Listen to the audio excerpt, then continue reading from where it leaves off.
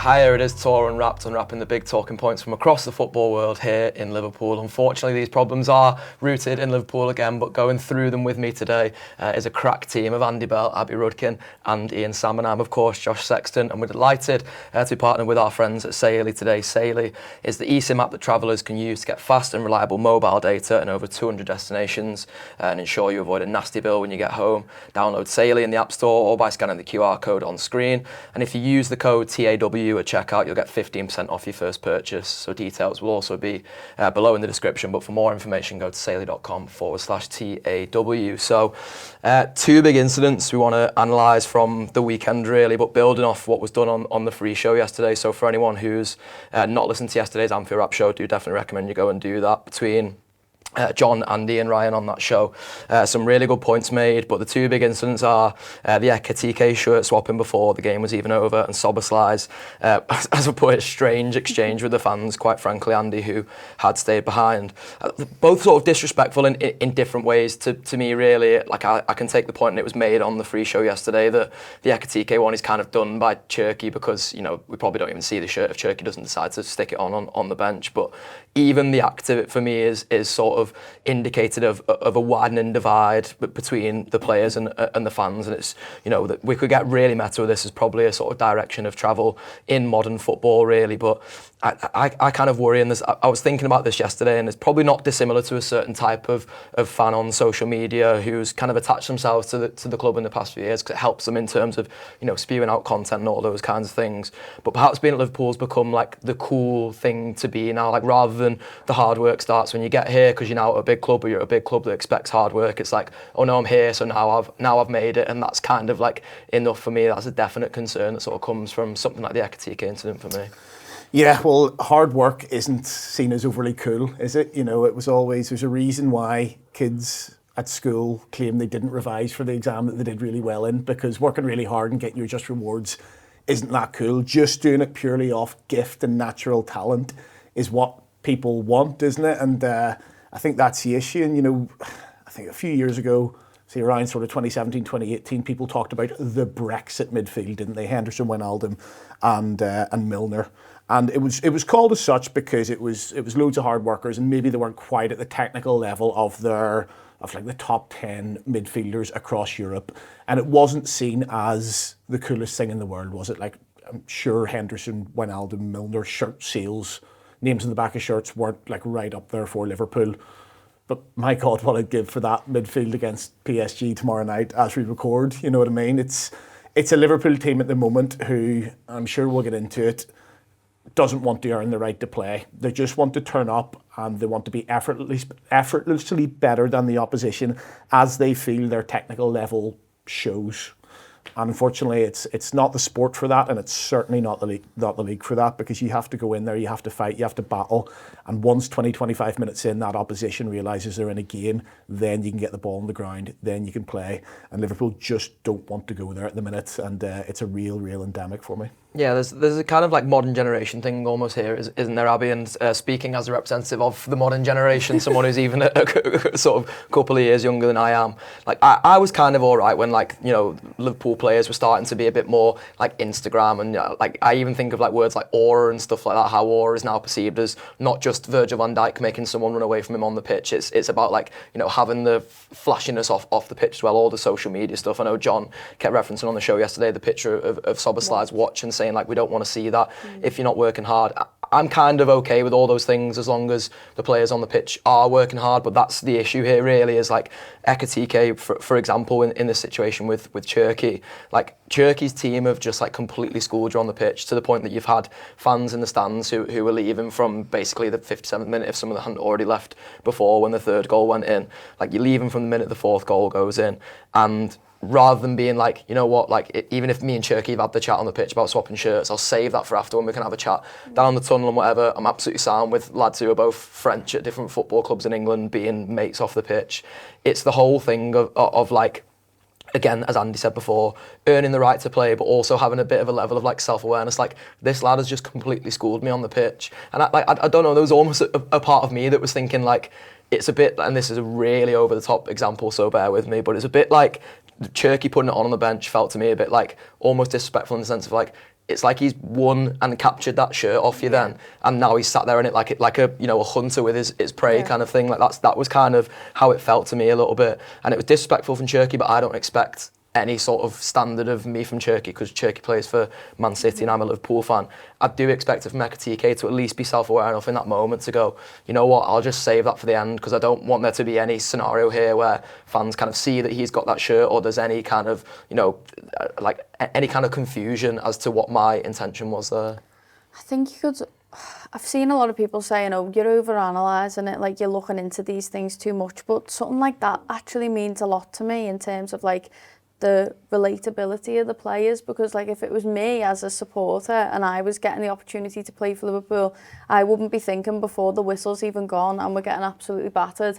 In my mind it was sort of like he's resigned this game and he's just, took his shirt off, been like, mate sort of thing, like I'm done with this, like whatever, it's over. And it's felt like that from the performances on the pitch. It's just looked like they've given up at times, and that was sort of a symbol of that for me. And like you were saying about like the modern era and all that, we're seeing all photo dumps from the players all over social media. And at first, I was liking that. I was thinking, oh, it's cool that we've got like this secret account of Ekitike's not so secret sort of thing, seeing what he's getting up to in his life. Like that. Because it kind of shows that relatability, doesn't it? It's like something you can relate to off the pitch. Exactly. So it started off to me as like, oh, he's just like a lad in his 20s. Like I'm just like a girl in my 20s, like posting photo dumps myself. Oh, look, it's cool. Like it's funny. He's posted. He's been here. He's been there.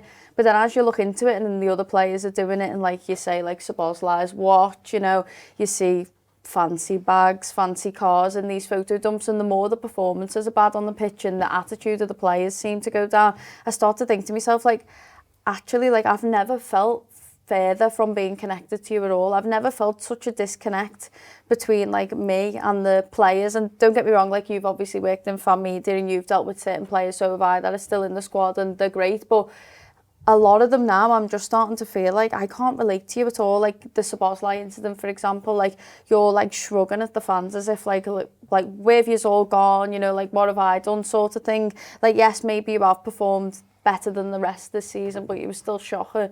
And also, why should they stay there? Why should they still put up with that? We've got no other way to tell them apart from social media, which they're probably not even looking at, how we feel about their performances. And to be honest, I was one of those people after the Spurs game when people were leaving, but I was saying like, where's the fight, guys? Like we've got to get behind them. Like they're not going to be able to like put a performance in while yous are all streaming out the stands. I put my hands up and say I was wrong, because I think that is the only way that we can actually symbolise to them that this isn't acceptable, the performances aren't acceptable, and your attitude isn't either. And I've never felt like I can't relate to them as much. Think of the money that they're on. Like the amount of money that those players are on, the amount of money that Szoboszlai is on, like John said about, showing off his watch and stuff. Like, I can't relate to that at all. And then you're saying to us working class fans in that away end, I mean, I wasn't there, but like I know a lot of people that were, you're looking at us like, why aren't you supporting us? Well, I've never felt, like obviously I'm still a supporter, but I've never felt like less of a connection to you in my life as a Liverpool fan. I've never felt this disheartened to what I'm seeing and the attitude and stuff, and I don't know if that's just the social media generation and over-analysing everything and getting to see what people post. I mean, back in the day you wouldn't have had any of this. Maybe they would have had the same attitude, but they didn't have an Instagram to show it off on, so it'd be the front of the papers and ringing press to follow them around and stuff like that. But at the end of the day, like, and I know we'll probably come on to the ticket price thing, but like, if anything, we just feel like we're being exploited, used, not supported as fans. It just feels like we are just the bottom of the importance now. And this football club wouldn't be here if it wasn't for all those fans, generations and generations before us, building this club to what it is. And then you have players on the pitch now who are looking at us like, where are you going? Do you know what I mean? We've just been absolutely battered by Man City. Like it was one of the only trophies we could go for this season to like actually try and salvage something. And you've just put in a performance like that and you're looking at us like that, or Ekitike's just handed his shirt away as if he's... It sounds like I'm over-analysing it, but to me it just felt like a discard, like a disregard, like this is over anyway. So, do you know what I mean? Yeah, I don't know if I'm being dramatic, but that's the way I feel about it now. Like I've become almost numb to it after being so disheartened about the whole situation. Do you know what I mean? Yeah, and I think, Ian, like there's definitely a sort of modern football issue here, and I do want to come on to talk about the ticket price, and I kind of want to come on to talk about Szoboszlai almost differently to the Ekitike one in a sense, because I saw like Nicky Butt and Paul Scholes analysing the Szoboszlai one on it was a podcast they do in Paddy McGuinness. I've never actually seen the podcast before, but I saw like a clip of them two analysing it, and I was thinking back to like the Ferguson United teams, and I know lads, because I used to play footy with lads who like played for United through the youth teams and stuff, and one of the things they always said was like Fergie would like not let you turn up in flash cars, and not let you turn up with flash watches and all that stuff. And I kind of always used to like shrug my shoulders at that, because I'm like, well, why does it matter if you're putting it in on the pitch? Like, why does it matter what car you're driving or what watch you've got or how sort of like flashy you are off it, if you are doing the requisite of hard work on it? And that's where when Ekitike is doing this, and you know, when he is as sort of as flashy as he is off the pitch, but especially with the Szoboszlai one, where Szoboszlai is effectively coming over to us as fans and being like, we deserve clapped here just for even like turning up. Whereas to me, like well, he didn't turn up. Well, exactly. Well, for literally, you know, for pulling on the shirt today and for taking part in this football match, and that's where I'm a bit like, that to me like is not good enough. This is not like a kids Sunday league team where you rocked up in the freezing cold, lad. Like, yeah, nice one. You're professional footballers. You get paid an awful lot of money to do this, and I would be happy. Exactly, I'd be happy to turn a blind eye to, you know, your frivolous lifestyle if you were really putting it in week out. In fact, I'd probably celebrate your frivolous lifestyle, because I'd be like, you know what, as Andy said before, it's just reward for how hard you work. But to me, that's them almost like saying to us, like, yous don't appreciate us, and we don't even really appreciate yous. Like the ones who stayed to the end, because I'm happy to admit I was at the Etihad and I left after the fourth goal. There was busies absolutely everywhere. I kept saying to my mates, it's definitely going to be a keeper here if this is a close game to the end. And that was all I had in my head when I left, is I was like, I don't want to now sit here until the game is over, be kept in for an hour by the police, still have another hour after that to get home. It suddenly elongates my day by like another 3 hours beyond that point. I'd rather have got off on 57. I went out into Manchester and had a really nice time and sort of put the world to rights with my mates. Manchester cracking city. Exactly, and I don't mind admitting that. It almost makes me, in the same way it has to with Abby, like revisit the things I used to think about, like Fergie saying don't turn up in flash cars and stuff, because I'm a bit like, well, now has that mindset changing over so many years sort of bled into the point now where footballers are almost like, again, what Andy said before, like, you don't want to work hard, you actually just want to work smart and rely on your ability and your talent and your skill almost to just get you through, as opposed to anything else. Yeah, but working smart's fine. Working smart as opposed to working hard is taught, you know, management training. Because you're not expending useless energy to get there. I'm going to go a little bit all over the place on this. I think we're all doing, to be fair, so don't worry. Because I want to answer a couple of things. One, I'd forgotten how furious I was about the description of the Brexit midfield, because people calling that a Brexit midfield, where it's a hard-working midfield. And what, am I allowed to swear on this? Yeah. One of the lads is fucking Dutch. Yeah. You know, how people called it a Brexit midfield, that showed that they didn't understand anything about football or about the application those lads were putting in, because Brexit wasn't about hard-working people. Brexit was about millionaire gobshites who want to hide their money. That's all Brexit was ever about. Cut that and clip it as much as you want, so take it out. I'm not arsed. It's right. That. It wasn't like that back in the day. I know this for a fact. So the players weren't living the same way in the 80s as they are now, despite the absence of social media. Because my dad used to drink with the team in the Park Hotel around the corner from ours. So he'd go to the match, he'd go to the park after the end of the game, 70s, 80s, and he would be drinking with the team because the team were out drinking in Liverpool. And I think what we're looking at in here is we're looking at the football community, and Gibbo was brilliant on the main show about this on the free show. The football community lives in Cheshire. It doesn't live in Liverpool, although I believe Ekitike does live. He's like Crosby way. He's out Formby, Crosby way, I believe. Some of them are still out there, but not a lot. But most of them go to Cheshire. And if you're living in Cheshire, you're not living near the fans, you don't see the fans, you're living with other footballers.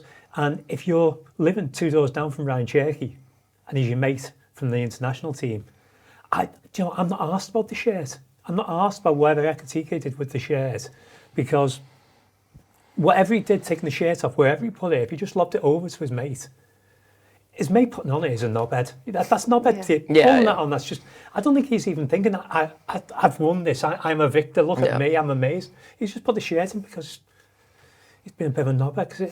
And I'm in a different position because these lads are all 40 years younger than me.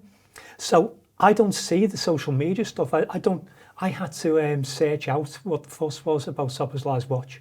because I had no idea what I hadn't seen it either, to be fair, so yeah. I'm looking at it, and I have this thing with the expensive watches. I'm like, well, why? Because They all tell the time. they all sell the time. That's all they do. And if I had the money to get a really expensive watch, there's a list of 25 guitars that I want before I want an expensive watch. Because why? Just You don't play music though, Ian. So the whole bling thing, I don't get. Yeah. But I do know that I did an open training day.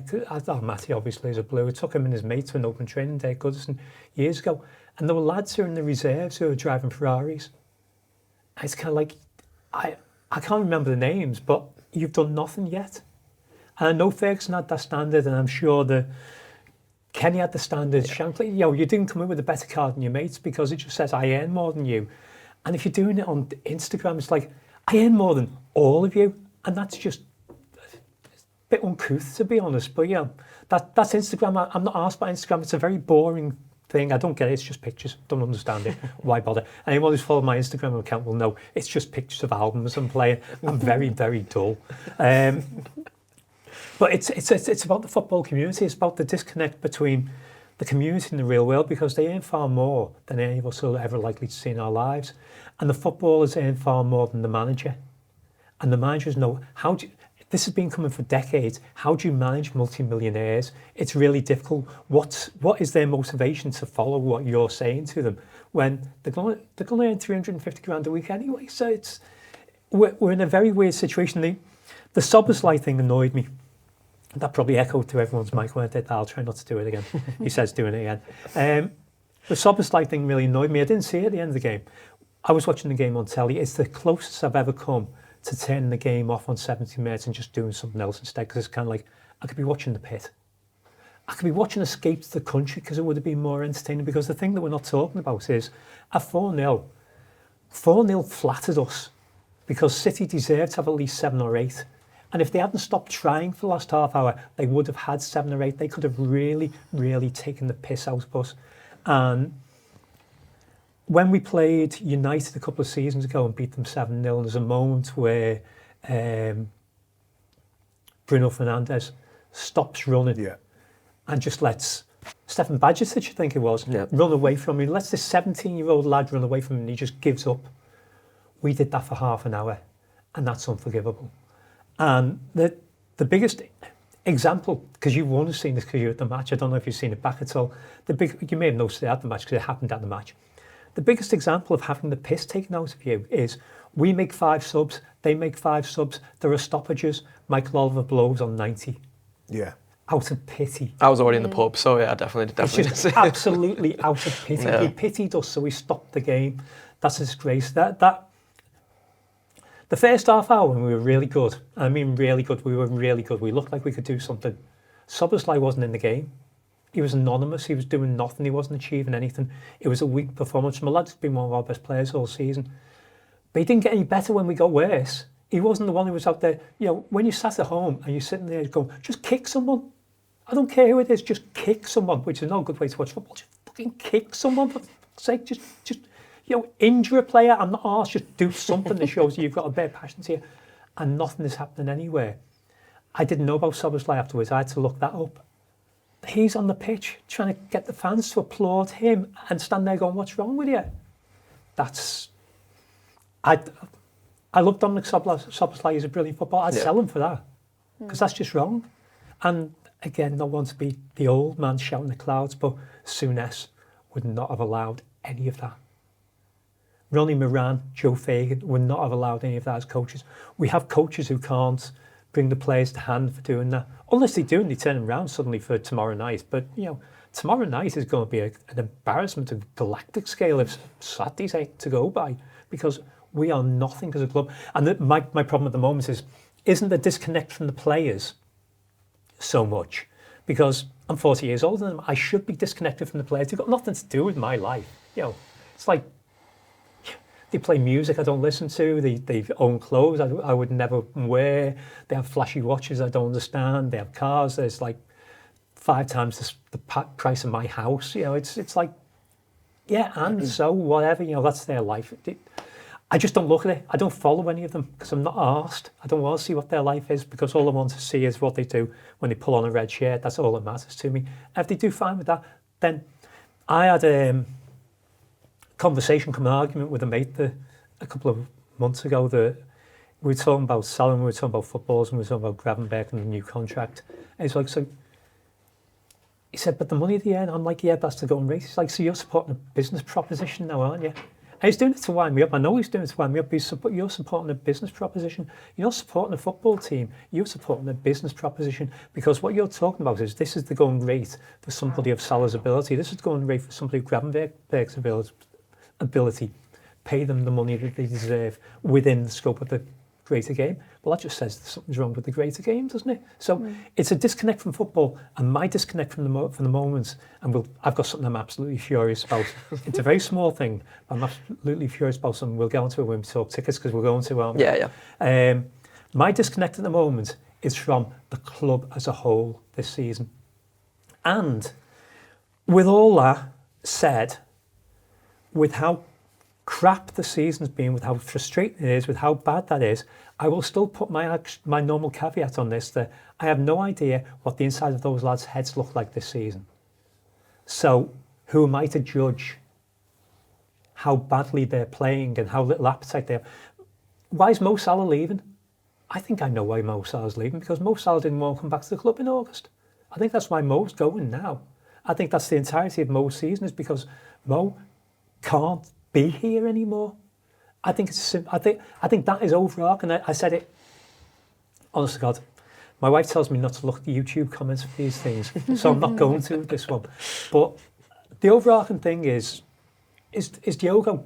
That is going to be within them in everything they do, and you don't know. Ian said this on the free show. You don't know how it's affected them. You don't know who it's affected. You don't know to what extent it's affected them. You don't know when it's affecting them. But it's there, and the whole club is operating under that moment, basically. It can't help but affect them.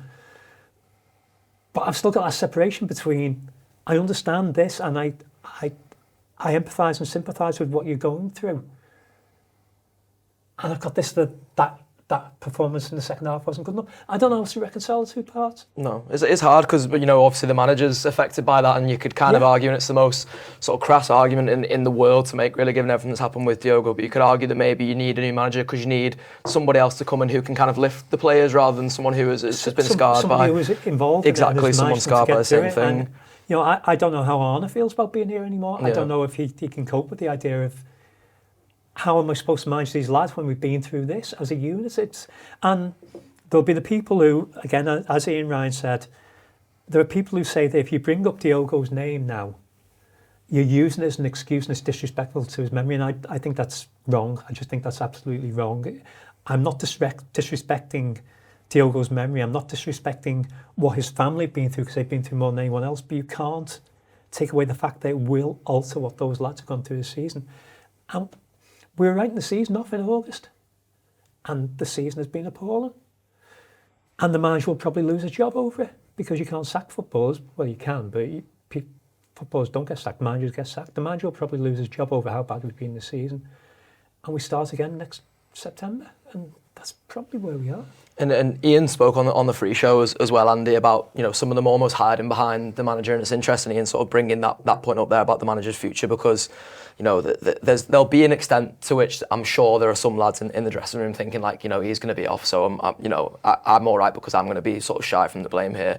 But I'm almost a bit worried about the opposite of that as well, like the lads who are probably coming out and going to bat for him a little bit, because again, this is a manager, and with all due respect to everything that everybody at the club has gone through this season, a couple of weeks ago I was calling him out of touch with the fans as well, because when the fans booed, he was saying, I think it's that they were booing the players. And it seems to me like what we've kind of got into now, and I'm also aware that I'm sure I'm guilty of it at points as well. Like I've now sat on a show in the past few weeks, which I got loads of shit for on social media, saying that I didn't sing at Tottenham. I'm now wary that I've opened myself up again, because I've said on this one today that I left the City game early. That's all examples of me at points not putting it in. But I also stood at Man City for 40 minutes before they scored their goal, while Liverpool were working pretty hard in the game and playing pretty well in the game, singing my heart out and really getting behind the team. So for them to then turn around like Soboslai did at the end and be like, why he's not clapping us, you haven't put it in for us. It's no, this is a two-way street, and at all times this is going to be a two-way street. And no, Arno, we are booing you as much as we're booing the players, because we see you as a connected entity, including us lot in that, and we'll hold ourselves to the same standard. Like if Liverpool won 3-0 and the atmosphere was a bit shit, I'm pretty sure we'd all still be sat here on the show after going, Liverpool won 3-0. Atmosphere could have been better. It was a bit flat. Like we've done that loads on Anfield Wrap shows in the past, and that's where it does kind of like wind me up that there's, you know, there probably are some players in the squad who are going like, you know, I'm going to hide a little bit behind the manager because he's going to ultimately get the blame and I'll be sound. But also the ones who are going to like really go to bat for him. All leads towards, all roads point to, is this massive divide between where the players are almost in their own camp because it's will they, won't they with the manager. The manager's in his own camp because he's ultimately the one whose job's going to be on the line here. And then we're all almost in our own camp because we can't go and hold the manager to account necessarily, albeit our pressure might get him sacked. But also we definitely can't hold the players to account besides, you know, maybe booing them in the stadium or leaving the stadium early or any of those kinds of things. Well, it's all we have, isn't it? It's I think it's been said across many different shows and since the weekend on social media, it's reading the room and it's playing the game. And these are ultimately the two players in question we're talking about here, Szoboszlai and Ekitike. They are young professionals, and young professionals make mistakes.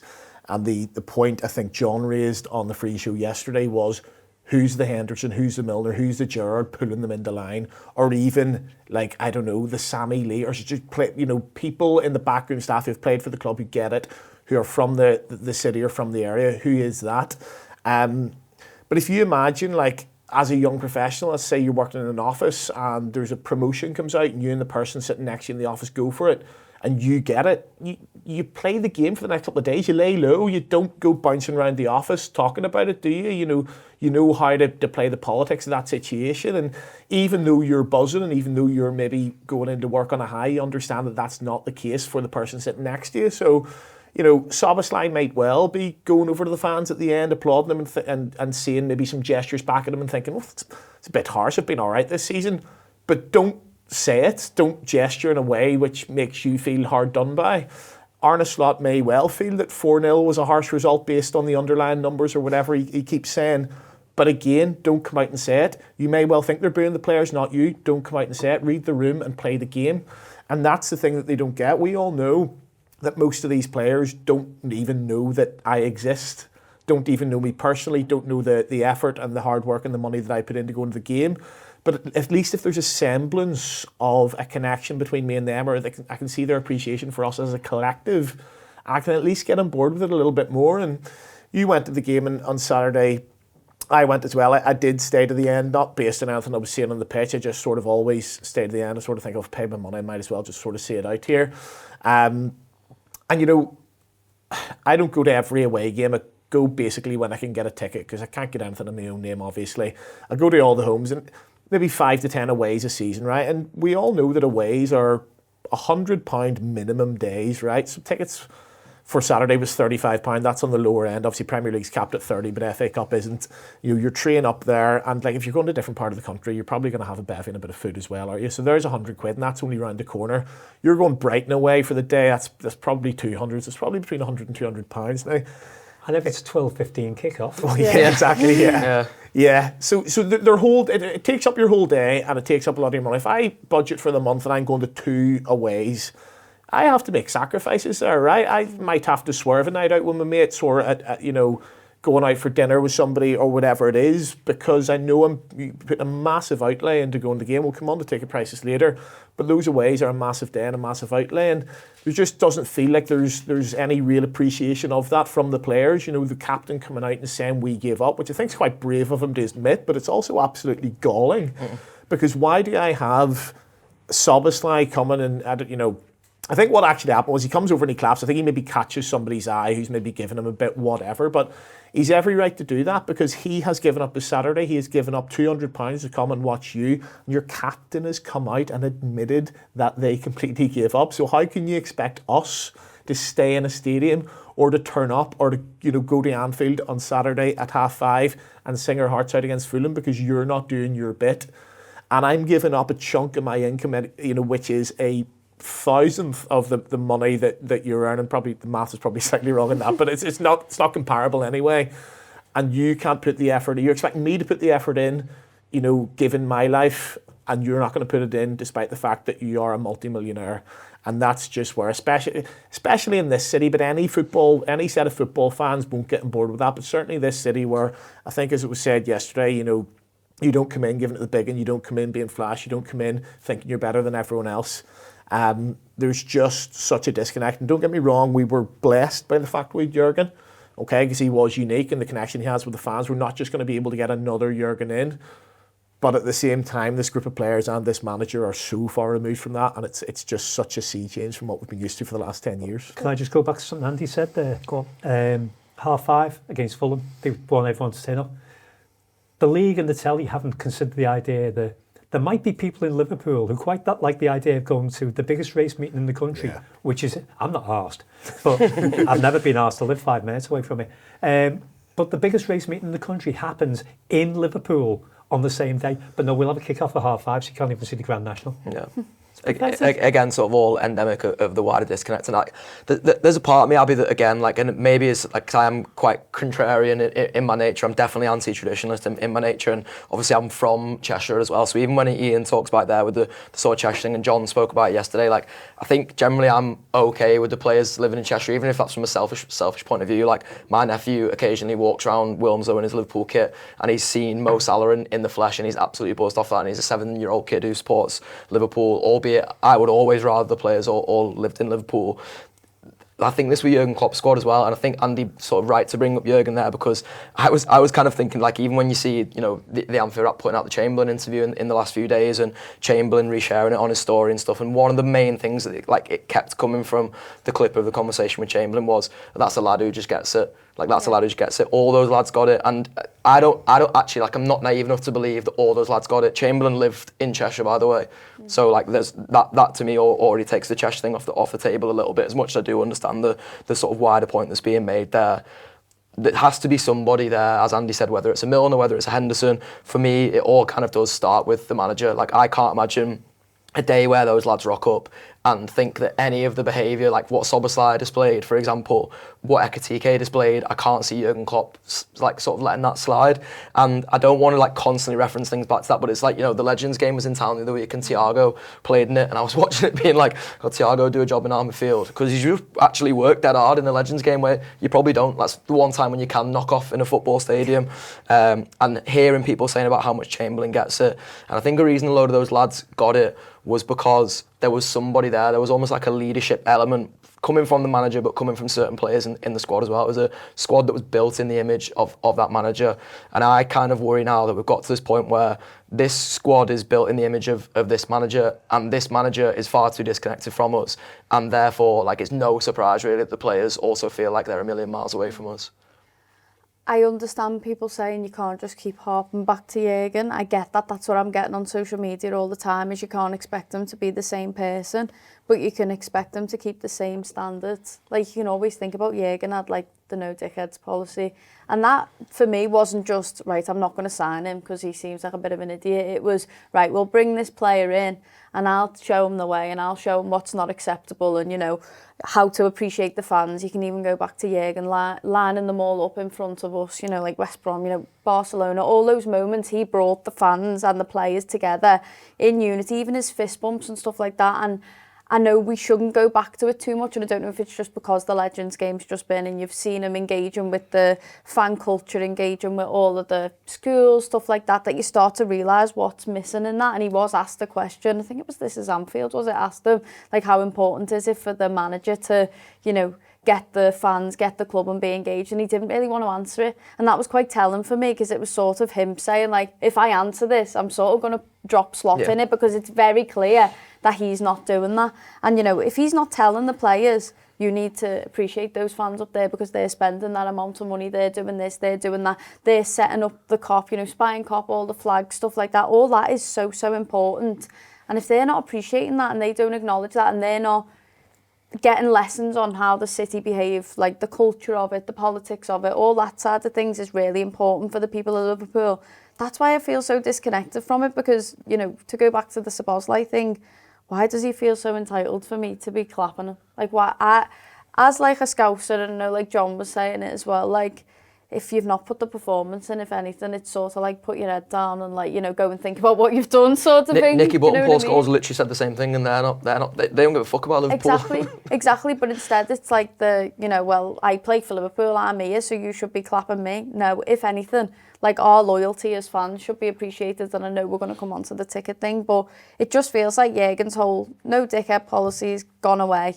Slot's come in and I know I can't sort of say I've seen any of this because I haven't, but it just feels like the no-nonsense policy's gone now. It's sort of like, yeah, have your flashy cars, have all those things and, you know, post what you want on social media and have this sort of, the aura thing and all that.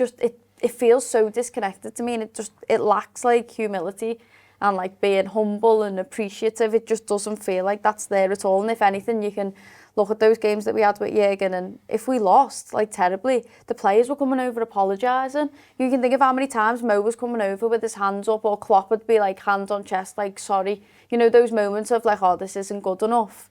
And Instagram posts and stuff like that of this isn't acceptable. You know, Mo trying to like get us to fight and saying like, we'll come back better next year.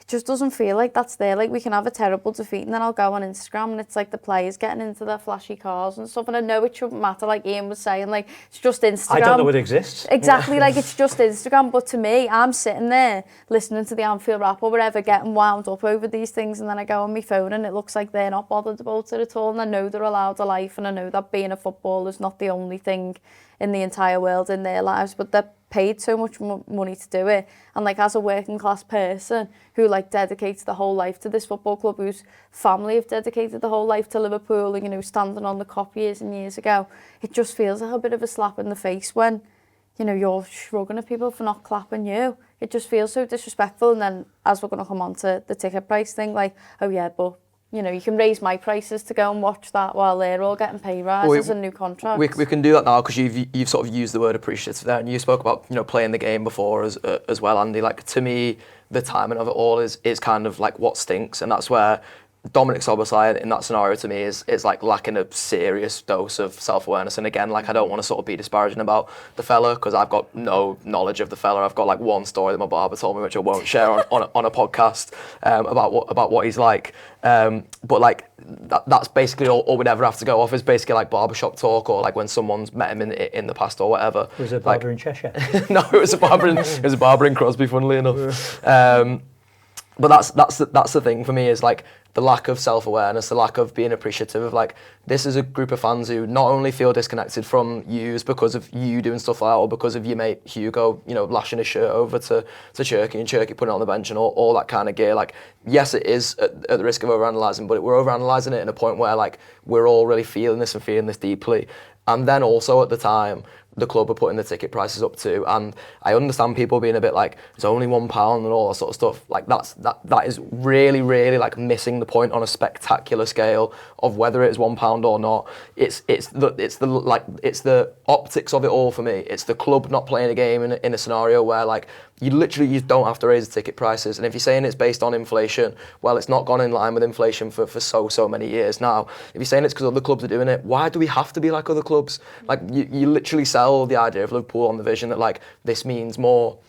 Who does it mean more than if you're going to do go and follow like the exact same examples that other clubs are doing? And that's where it winds me up, is that like it kind of feels like we're in one of those it rains, it pours moments right now. But it's not it rains, it pours because of like circumstances. It rains, it pours because you've got Dominic Szoboszlai basically saying to, even if it was like one fan, like Andy saying, one fan has got every right to tell you to fuck off when they've seen from the minute the first goal went in exactly what was going to happen in that game, which was you were all going to fall to bits and be completely brittle and let City walk all over you. Well, they gave up. They admitted to giving up. Exactly, and by nature, that fan stand to the end. He didn't give up. Now, I have no issue with anyone leaving, by the way, but that fella stayed to the end. He's put more effort I into gave you up. today. I gave up, but that means I can sit here and shake hands with Virgil van Dijk and be like, Salmon, yeah, we both gave up. Yeah. Like, and that's, but that to me again is like when Andy says about playing the game. Dominic Szoboszlai, I bet you in that moment, I'm sure it was probably just a rush of blood, but I bet there was no part of him that thought, well, some of these lot have stayed to the end here, and even if it's the one lad I'm locking eyes with, he's definitely stayed till the end, by the way, because it's the nature of me literally locking eyes with him. But also, like, how much they're paid to be here, as Andy said, how much they're going to continue paying increasingly over years to come and watch me play football now. I mean, hopefully, because hopefully he does stay at the club as much as he wants to sell him. Not today. The other day, Just the other day, sound. And that's where, again, it's like, it's the lack of appreciation, it's the lack of self-awareness from anybody concerned, up to and including John Henry, that is increasingly making me feel like, well, you don't give a fuck, and I'm paying all this money, increasingly more money, for you to just not give a fuck about me and not make me feel like I'm part of this journey. Yeah, like that whole unity is strength thing that we pride ourselves in is just completely gone, and that exchange between Szoboszlai and if it was just one fan is literally one fella who's probably making sacrifices, like Andy was saying, to make sure that he can afford to go to that game, and has just been told that his tickets are going to go up in line with inflation, while the other fella is probably being begged by the club to stay, getting offered new contracts and more new money, a lot more than they'd actually be. That, what is it, 1.2 million they'll make off these ticket rises. And we're just seeing a table of agent fees, by the way, which all your knobhead agents are fucking getting paid as well. Exactly, so it's all going towards agents. You know, we're letting Mo go on a free, like 1.2 million, but we're making up that, but that makes a massive difference to my life. And I know so many people on social media have said to me, oh, it's £1.75 and like it's capped at 5%, like get a grip sort of thing. If you don't want them, I'll have them. And that's a massive crack in the fan base now, because it's people who feel shut out by like the whole ticket system, feel like they're never going to be able to get inside of Anfield, and then those loyal people that have been there right from the beginning, and you know, people like me who are spending so much money already to try and be there all the time, they're saying, well, I'll pay it, I'll pay the difference, and that's causing a divide in itself. It just feels like the fan base is just fractioned into so many different places now, and I know social media doesn't exactly define what it is, but you get it inside the ground now. We used to have conversations last season where I'd be like, oh, the things people are saying online don't reflect what's actually being said inside the ground. It's not like that now. No. Inside the ground, you could argue with the people around you over these things, and we used to be so unified, and we'd be like, yeah, this is sound. Oh yeah, those ticket price rises just aren't acceptable. But now it's like, there's so many people waiting at the door to get in, which maybe the club have gone wrong with that as well. Maybe the system as a whole just needs completely revamping. I mean, me as a 13 plus ticket holder doesn't really want that taken away from me, but you know, I'm always going to think in my best interest. But as a working class person, like I've just moved out with my mum and dad's and stuff like that, I'm looking at maybe that price rise that's going to happen for 3 years, by the way. It's not like they're saying, yeah, we're going to raise it once, but we won't do it again for a while. Could be 13%, like very realistically, could be 13% over 3 years. But then it feels like when we got that survey from the club asking us about tickets and stuff like that, money wasn't really the key focal point of it. It wasn't like, oh, can you afford this? Like, oh, right, so you live, like I live like 10 minutes away from Anfield. Like, could you afford that ticket price rise? How is the inflation going around the world and everything going up and petrol and all that? How is that affecting you? Like, are you still going to be able to afford this? And no explanation as to why they really need that money, to be honest. Like, it was like, oh, well, everything else is going up, so the price of staff and stuff like that. Oh, but you're posting about like, oh, your revenue is massive. Oh, you've just opened a shop in London. Oh, you're opening a shop in Singapore. So you're able to do that. But like me, who lives 10 minutes around the corner, like, oh yeah, but we want to absolutely take the last pennies. Do you know what I mean? Yeah. And it sounds so silly, and there'll be people in the comments, like there always is, all over Twitter telling me, if you can't afford £1.75, then you need to get a grip and shouldn't be go to football anyway. That's what I've been getting all the time. But to me personally, you should be like giving people loyalty discounts, and I got called stupid for saying that. But if you have continuously supported this football club and sang your heart out, spent all this money, you need to be appreciated, because they're going to lose it. Like, you can already feel inside the ground now, and I'm sure it wouldn't be this way if things were the same as they were last season. Like, Anfield was anxious but like very excitable last season. But I mean, you're going into a ground like that just feels completely flat. People are telling you now they've spent 300 quid from a tout sitting next to you. I used to sit in the L postcode ticket, and that's how I built up my 13 credit. And there was a row of lads behind me, 7 lads, and they were all going, how much did you pay for your ticket? Because like, these seats for what we paid. And I was like, oh, why? What do you mean? They're going, we all paid 200 quid each. And they were the, £9 L postcode tickets. So even in the sections that are meant to be L postcode, like they're having a tout problem. So it's just like everything just feels like a mess even around the ground, and we're just fractioning in so many different ways. Never mind mentioning the way people are arguing over top 10 lists. Like, it gets to a point where like as a fan base, we're not even like, it feels like there's fans And then there's supporters now, and it's not one thing. It's like fans having a go at supporters for not supporting hard enough, and then supporters saying to fans, oh, you shouldn't be posting that. Like, it's become this, like, horrible divide. Like, that unity is strength thing is so true, because, like, we're weak now. Like, all of us are weak. We're all arguing with each other. And, like, what? I'm just going to have to watch probably the play, like, Gravenberch getting a new contract and all that. But I'll just pay maybe it is £1.75. That might not make a difference to a lot of people. And yet you may be standing there saying, well, I would love to pay £1.75. But, like, all these people that have gone for absolute years and dedicated the time and travelled and stuff like that. Like, there's bigger fans than me who've been able to go to aways and been able to afford that. I probably couldn't afford it anyway, but, like, I'd love to do it, and there's all that sort of stuff. But they're even better supporters than me. They probably even have more of a say than me. Do you know what I mean? So it's like, how I don't know, I just don't understand how it can be so fractioned, and now we've ended up in a situation where one of the players on thousands and thousands a week are looking at us like, why are you not clapping me? Well, we're all getting battered by the club off the pitch in terms of everything else. Yeah. Do you know what I mean? Like, I know I'm going on a bit, but yesterday I was in Aintree Hospital, and the nurse that was coming into the room to see my granddad, she was saying, like, I know you from somewhere, and we realised, like, we'd seen each other at the match. And she went, oh, all our tickets are gone now. Now, what do you mean? She went, oh, our 5 season tickets are gone. Like, we all had to, like, submit birth certificates and stuff to be able to keep them. And we've had them for years. We've had them from my dad's dad and all that. And we couldn't get these birth certificates in time, and the club have took them all off us. She was going, we're all gutted. Like, we've been so loyal and going for years and years, generations and generations, and they were took off us this season, she said. And I just felt sick. I just thought, that is it. That is, like, the epitome of everything that's going on and everything that's going wrong. I love my football club, but I've never felt so far away from the owners, so far away from the manager, and so far away from the players ever, and felt less considered than I do now. It's never going to be like a perfect system, is it, Andy? This is the thing that kind of, like, where I do have, I've got sympathy with the players in so many regards, no less the Diogo Jota, like, situation that Ian, mentions there. It's incomprehensible, really, what, one player could be going through at any moment. You literally heard Andy Robertson earlier in the season in one of his brightest moments of the year talking about the tragic passing of his friend. I've got loads of sympathy with the players, got loads of empathy with the players, got empathy with the manager and sympathy with the manager. And I've got a bit of sympathy with the club, even on the in a completely different scale, on the ticket price thing, because there's never going to be a perfect solution that sort of, unites everybody, or that helps everybody out, or that creates this completely, like, open shop, unless you built a 1 million seat stadium. And even then, I always use this analogy, there's still be someone moaning about the view from the 1 millionth row of the stadium. So you're never going to be able to appease absolutely everybody in this. But me and you are members. I know Abby's obviously a 13 plus member. I've been trying to get 13 plus and got as close as 12 last year. It's graft. Like, I've had to take, like, hours out of working days to sit in queues and stuff like that. And, like, people will say to me on social media for saying stuff like that, oh, like, do you want a medal, lad, and things. And it's like, well, no, I don't. But then also, by token of that, I don't really want Dominic Szoboszlai acting like he deserves a round of applause when he's been, like, so brittle in front of my very eyes. As you said, Virgil van Dijk literally admitting it, like, giving up. There has to be a certain, like, acknowledgement here. Like, I acknowledge I'm probably going to have to work hard, really hard, for Liverpool tickets. I acknowledge that, to a certain degree, I'm going to have to pay more for Liverpool tickets because the demand is that high. But, like, don't take the piss, and don't keep, like, the thing that winds me up the most when we did the show with Jay, like, shutting out that conversation, stopping it from being a conversation for 3 years now, is where I'm like, you're basically making my hard work in vain.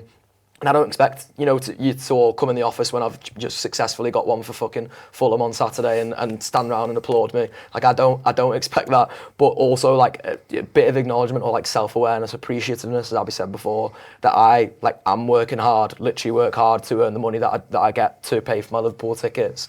And that's where things like this, and how out of touch the club are, how out of touch Boston is, and then literally, boiling down to the ground floor, which to me is the players. How much the players are out of touch. Like, all of those things conflate to me to just be like literally what even fucking is modern football now. Well, firstly, a bit of goodwill and the mood goes a long way, right? So and I know there's been shows done on this, and I'm not get into it, but the queues outside the ground, right? Yeah. I'm somebody who personally likes to go to Anfield, and I like to stand in the cop, and I like to stand and sing. Other people like to sit down and just watch as a bit more of a spectacle, and both those things are absolutely fine. By the way, not everyone can stand all game, and not everyone can sing all game. And somebody who's been going for 30, 40 years deserves to literally just go and sit there and watch what's in front of them. That's absolutely fine. Different supporters support in a different way, and you need all those different sort of types of characters to make Anfield what it is. That's absolutely fine. With these queues this season, I've been going in and I've been in a huff for the entirety of the first half, completely regardless of the performance. I've not wanted to sing, I've not wanted to stand, I've not wanted to get behind them. I've just been thinking, hang on a second, I got to the ground an hour ago and I've still only made kick-off. What's this all about? This is more of a day that's gone, etc., etc. Can we also just add, in the dead of winter? In the dead of winter as well. But the point isn't the queues, the point is these ticket prices that maybe 175 is going to be too much, or, you know, but over 10 years at 1750 or more, and that makes a massive difference. But if they just frozen them again and it was the same, I'd have a little bit more time for the club. I'd maybe be a little bit more, you know, connected with it going, and I might sing that bit louder and I might want to support them that bit more. But that's all gone. And you talk about the basic mathematics of it, everyone's throwing around the figure of 1.2 million. Well, we do have power in this as well, because there's a statement that came out from, I think it was Gareth, wasn't it, yesterday? And the first thing that they're going to do is this not a pound in the ground initiative. Yeah. Now, if we do a little bit of basic maths here, so 60,000 people in the ground, right? I think of myself, if I'm having a bevy at the game, and to be fair, I do drink sort of in the pubs before and after. I'm not in the ground early drinking sort of warm Carlsberg the whole time. But you probably have one before and maybe one at half time, maybe 2 or 3 beers, and you might have a pie or a hot dog or something in the ground. So I probably spend on average in the ground somewhere between 10 and 20 quid, right? Let's say the average is 10, because obviously there's kids there who aren't drinking and whatever. So the average is 10. If 30,000, which is half the ground, get on board with this initiative and don't spend that tenner in the ground, that's 300 grand. We only need to do that for 4 games this season, and that's our 1.2 million cut off. Meanwhile, we're all going into the ground with a cob on, with a chip on our shoulder, thinking they're just trying to profiteer off us and profiteer off our loyalty. And nobody wins because they make no profit because we've done what we're doing and the atmosphere's worse. And I've seen like people on social media, and there was I think it's quite a high profile friend of a former Liverpool captain arguing with someone last night, and just completely not getting it, talking about how Spurs are clearing it for themselves, or doing this, that and the other. And then there was so much stick for the Spying Cop lads last year when they didn't do those flags for that Atalanta game. And I'm just sort of sitting there thinking, if you're giving them stick, you're more than welcome to have a go yourself. Yeah. You know, it is possible for you to get flags and banners approved. Why didn't you try and do it yourself on the Cop that night and see what reaction you'd have got from the Cop, and see how many like-minded people there are with you in that ground? Because the reality is the people who go to the game, that give up their money, that are loyal, us who go every week, all more or less think in the same way, and we don't think it's acceptable. And you know, those lads, the Spying Cop, obviously we know Paddy, he's done bits with it Wrap, you know, he gets in early to set that up and to get those flags out, and that could be 1 or 2 more beers that he's given up with his mates in the pub beforehand. It's a big effort, and the club market off that, and the club want to say that the fans are the reason we get over the line in these big European games. You know, I don't see Man City, I don't see Chelsea, I don't see other clubs, you know, marketing the fans as much as we do. If their take on it was, you know what, atmosphere doesn't really make that much of a difference, it's about the quality on the pitch and we're just going to profiteer off it, that's fine, but that's not what they're saying. They're saying that we're important. They're saying that we're the reason that the team gets over the line, and they can't do what they're doing now and have their cake and eat it. It's so tone deaf at the complete wrong time. And I personally, and I'm sure everyone around the table, would be getting behind any protests that they put in place. What you were saying then about like people fuming on Twitter about like obviously the flags not being there for Jürgen's last European game and stuff. It's sort of like, they're saying like, that was a disgrace and that's why that game didn't go well. In my mind, I'm like, so you get it. So you get the fact that the fans are that important. You get that those lads that sacrifice that time are important and do make a difference to on the pitch. You're saying, like, get a grip and stuff like that to those people, but you've just said they obviously do make a difference in those moments, and that's like those flags, that atmosphere. Remember the atmosphere during COVID? That was fun, wasn't it? Exactly. And it's just like, people are contradicting themselves all over the place, and like, even me personally, like, we're all in it for ourselves and our own ticket rights and stuff like that. We all want to be inside the ground, but at least acknowledge like the power of the actual like loyal fans and the Spying Cop and people like that who put so much effort into that type of stuff. And also, don't just ignore like Spirit of Shankly and people like that. Like these supporters clubs have been going on for how long about ticket prices and stuff, and you know, stop exploiting loyalty. All this hard work that those people are putting into that, and then it's like, oh yeah, by the way, this is going to go up for 3 years, by the way, in line with inflation. Even though the ticket would have been like $17.50 if it would have went in line with inflation from back in the day. Yeah. And it's like, it's just a slap in the face. I wouldn't be surprised if one day people just go, oh, do you know what? I've had enough. Like, I've genuinely had enough. And then the ground will be full with whatever the club wants. Maybe people who will spend £100 in the club shop and then never come back again. But there'll always be other people. Piping crowd noise and all. By the way, see the mean? inflation argument, right? The inflation was got up with inflation. I've seen all these sort of, quasi-economists all over Twitter saying, well, it goes up with inflation. Of course it does. You don't understand the world. No, I do. Your argument of it goes up with inflation, so it's fair. That assumes that football tickets are at the correct price to start with. Exactly. No, they're not. As a starting point, these are way too expensive. So not rising with inflation is not you losing money that you should be getting. It's some sort of equalising of these ridiculous prices that we've had to pay for all these years. Like we weren't doing, well, I wasn't doing 30 years ago because it wasn't alive, but Me neither. 30 years ago, you know. And inflation is not a thing that should be accepted anyway. Inflation, our inflation position at the moment is because Liz Truss tanked the British economy. That's why we're dealing with all this crap that we have to deal with. The other thing for me, the queuing is ridiculous. So the email for renewing your season tickets, right, okay. So, because what I'm going to get now is, this is a very privileged position while you're whinging about, because that's the one I always get. So, this is a very privileged position, and it sounds like I'm whinging. One, I'm not just in it for myself, because, well, I've been accused recently, me and Cav got accused of not being socialists because of our attitude towards the season ticket prices. We're not proper socialists. Champagne socialists. One, all socialists should be able to drink champagne. That should be a base level for the human race to be able to drink whatever it wants at whatever cost. It shouldn't just be the province of the elite. Two, I've lost my train of thought completely now. Sorry, get it back.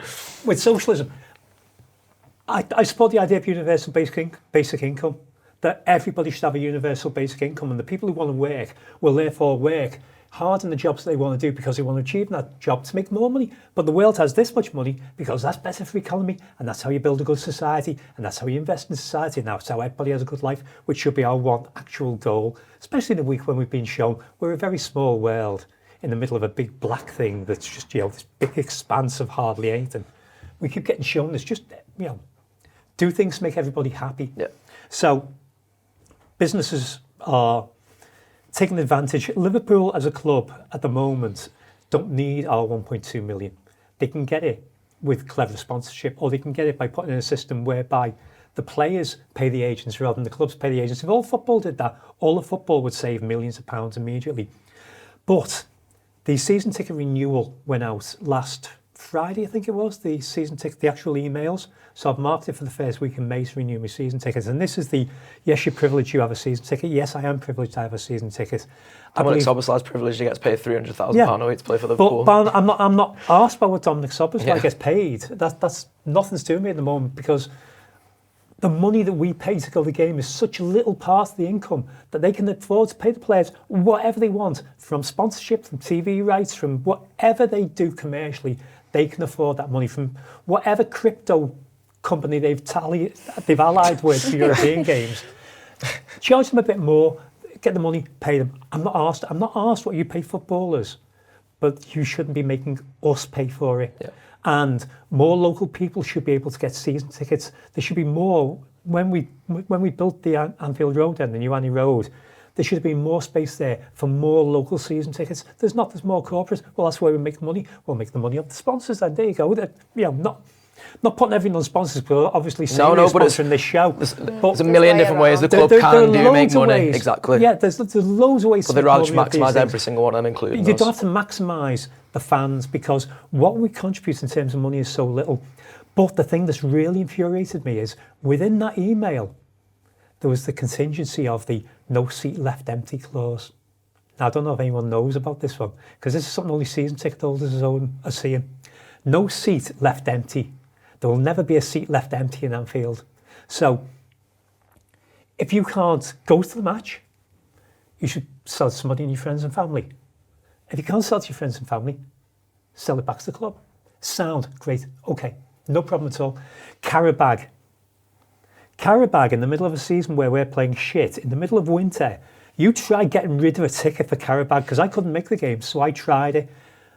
My nephew had one already. My other nephew was getting one of the £9 ones.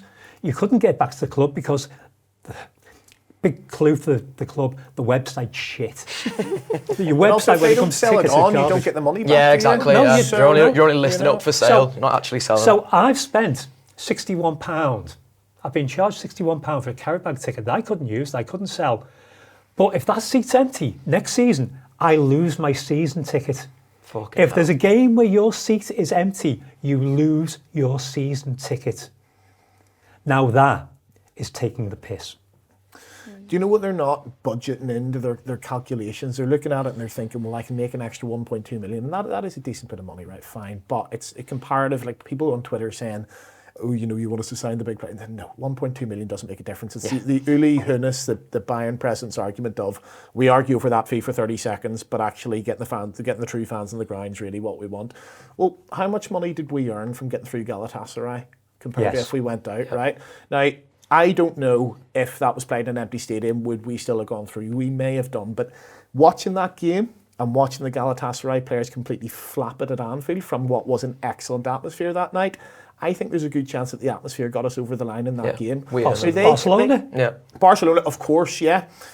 Now, they can't put a number on that. They can't quantify that because ultimately you can't say, well, if the atmosphere wasn't there, what would have happened? But there's every chance that in 10 years' time, when tickets are £20 more and, you know, the core of that cop or the ground have packed it in and there are people there who just quite simply aren't as passionate or are there as, you know, a bit of a day trip. Not that there's any issue with that, but we want those passionate supporters in the ground.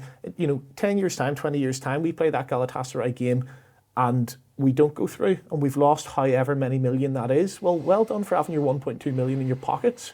But this thing that gets us through games, which earns you loads of money, which means you can market it and which gets us through the latter stages of the competition, you're telling me the atmosphere helps with that. So do something to protect it. Yeah, absolutely. Do something to protect it. A bit of a wide-ranging and reaching show there from us. Bit existential in Liverpool at the moment. But hey, we are Liverpool. This means more. Not sure who the fuck or what the fuck then, but apparently it does. Up the Reds.